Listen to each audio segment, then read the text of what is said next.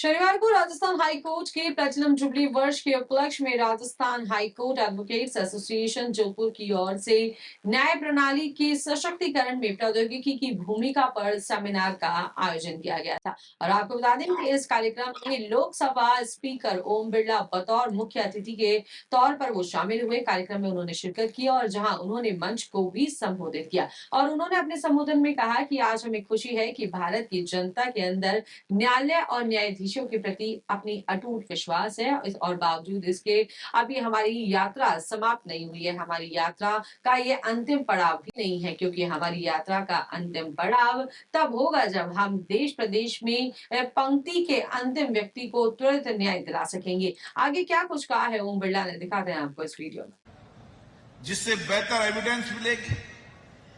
मुझे आशा है इन 3 कानूनों के अंदर जो नए नवाचार करने हैं, नए परिवर्तन करने, उसकी चर्चा संवाद हमेशा हमारी नियमित प्रक्रिया है। लेकिन हम और बेहतर कैसे कर सकते हैं ताकि हम जल्दी से जल्दी लोगों को न्याय दिलाने का काम करें। और इसीलिए तकनीकी का, डिजिटल का उपयोग भी जल्दी, सुलभ और सस्ता न्याय दिलाने के लिए है।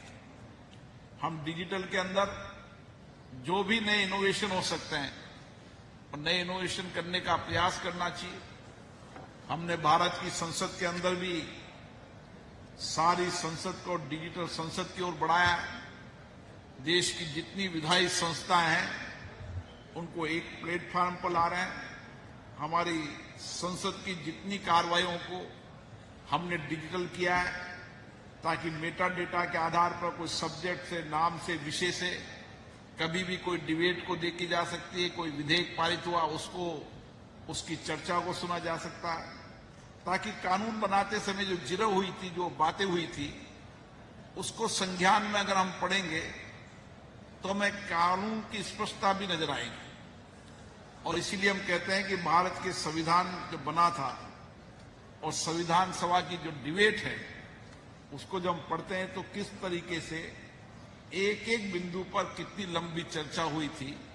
और भारत का संविधान बनाते समय उन सबका विचार एक ही था कि हम देश के अंदर हमारी लोकतांत्रिक व्यवस्था को सर्वश्रेष्ठ बना सकें और संविधान के तहत ही लोगों को व्यक्ति स्वतंत्रता, न्याय, समता के जो सिद्धांत है जो दुनिया के अंदर भारत में है उसका ठीक से पालन हो।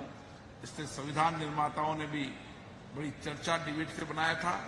मुझे आशा है डिजिटल के इस युग में भी, इनोवेशन में भी बार और बेंच मिलकर डिजिटल के अंदर, प्रौद्योगिकी के अंदर हम देश और दुनिया में जो परिवर्तन हो रहे हैं वो देश और दुनिया के परिवर्तन जोधपुर में हो, जयपुर हाईकोर्ट में हो, राजस्थान उससे अग्रिम पंक्ति पे रहे, उससे आपस में चर्चा संवाद होती रहे। और इस डिजिटल के इस युग के अंदर हम इस कोर्टों के माध्यम से निश्चित रूप से सहज, सस्ता न्याय दिला पाएंगे, सुलभ न्याय दिला पाएंगे। उसकी भाषा के अंदर उसके फैसले मिलने लगेंगे तो व्यक्ति समझ भी पाएगा और उन फैसलों के माध्यम से वह इस बात से सुनिश्चित व्यवस्था होगा कि मुझे न्याय मिला है और न्यायाधीश ने फैसला ठीक किया है। मुझे आशा है कि आज जो आपने विषय रखा है वो बदलते परिप्रेक्ष्य में बहुत आवश्यक विषय है।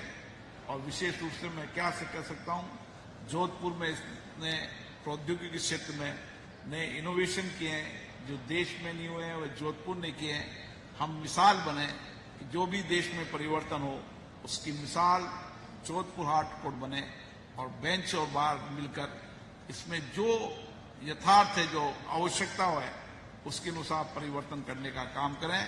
आप सबको पुनः बहुत बहुत धन्यवाद।